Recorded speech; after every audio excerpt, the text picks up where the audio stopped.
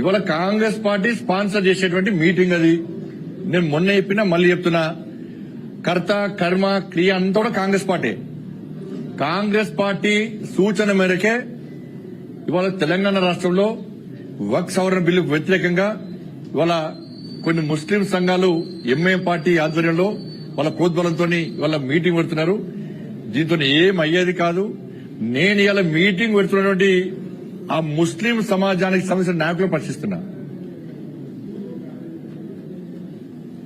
ఇన్ని రోజులు తెలంగాణ రాష్ట్రంలో దాదాపు 77,000 ఎకరాల స్థలం ఉంది. ప్రతి సంవత్సరము 1,000 కోట్ల రూపాయల ఆదాయం వస్తుంది దాని ద్వారా మీరు ఈ తెలంగాణ రాష్ట్రంలో ఏ పేద ముస్లింకైనా న్యాయం చేసిండ్రా?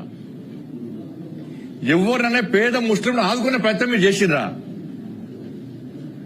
దానికి సమాధానం చెప్పాల్సిన బాధ్యత ఆ వేదికకున్నది. ఇవాళ నరేంద్ర మోడీ ప్రభుత్వం ఆ ముస్లిం పేదలకు సహాయం చేయాలి, వాళ్లకు న్యాయం జరగాలని చెప్పి ఒక మంచి ఆలోచనతోని ఈ సవరణ తీసుకొచ్చింది.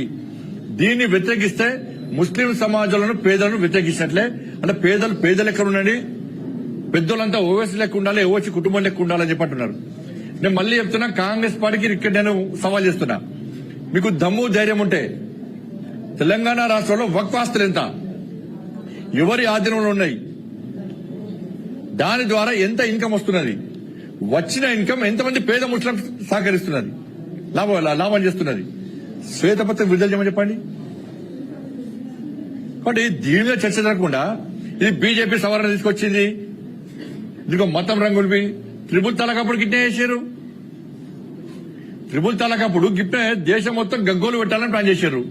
కానీ ముస్లిం సమాజంలోని మహిళలు తిరగబడతానని భయపడే ఎంఐఎం లాంటి పార్టీ నాయకులు రోడ్డు ఎక్కలే, ఎక్కడ ఆందోళన చేయలే. ఇప్పుడు కూడా ఇవాళ ఈ ముస్లిం సంఘాలు, ముస్లిం సంస్థలు కొన్ని కూడవలుకొని ముస్లింల పేదలకు వ్యతిరేకంగా వివరిస్తే ముస్లింలో ఉన్న పేద వర్గం అంతా కూడా వీళ్ళని వ్యతిరేకిస్తుంది, రోడ్ల మీద తిరిగనే విషయాన్ని వీళ్ళు గుర్తుంచుకోవాలి.